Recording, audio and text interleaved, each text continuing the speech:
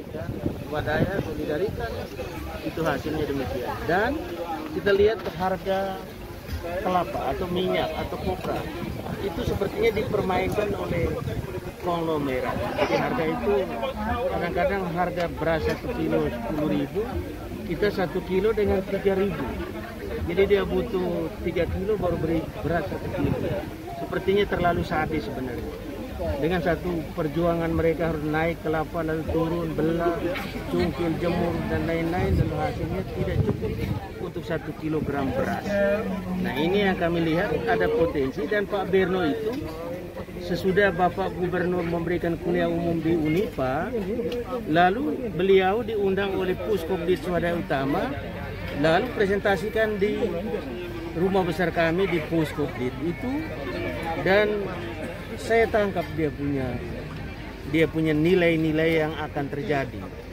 Sedangkan yang ikut waktu itu kami semua, itu kredit koperasi kredit atau gerakan itu semua. Tetapi orang melihat apa yang disampaikan Pak Berno itu tidak ada manfaatnya. Dan saya melihat ini potensi besar apabila kita kelola dengan baik. Dan itu hanya butuh 1 tahun 5 bulan. Jadi bulan ini Agustus, 17 Agustus kami buat ini pembelian perdana dari koperasi pintu air, bayarnya petaninya yang mereka punya hasil kami beli. Dari situ perjalanan sampai dengan hari ini, dan dengan launching minyak kelapa ini baru kita mau launching, mantrinya mampir di tempat kita. Lalu dia bilang ini bakal ikon dunia. Bukan ikon Indonesia tapi ini dunia. Karena dunia sementara ini beralih dari minyak ini sawit ke minyak kelapa dalam. Dan itu yang saya lihat. Dan hari ini tentu semua teman-teman ini wartawan untuk bagaimana kita membangun. Tadi sudah disampaikan Pak Gubernur, ada 5 termasuk wartawan dan ini pengusaha dan lain-lain, termasuk gerakan kami itu memang sangat. Lalu kita harus memberikan satu berita kepada masyarakat bagaimana kita membangun dengan kemampuan kita yang ada. Jangan kita anggap bahwa kita ini tidak punya nilai. Padahal saya sudah bilang dari awal, saya sangat tidak percaya NTT itu orang miskin. Tidak. Itu dari awal. Saya bilang pertama itu saya lihat bandara di provinsi NTT itu ada 14-15 bandara. Nah ini tidak ada di provinsi di Indonesia, tidak ada. Paling hanya 3 atau 2, bahkan hanya 1. Bali yang besar pun hanya 1 bandara. NTT ada 14 bandara.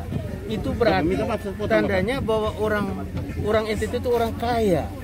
Hanya istilahnya kita tidak mau eksplorasi, kita tidak mau kerja lebih keras, dan hasilnya pintu air tunjukkan inilah hasil kerja keras.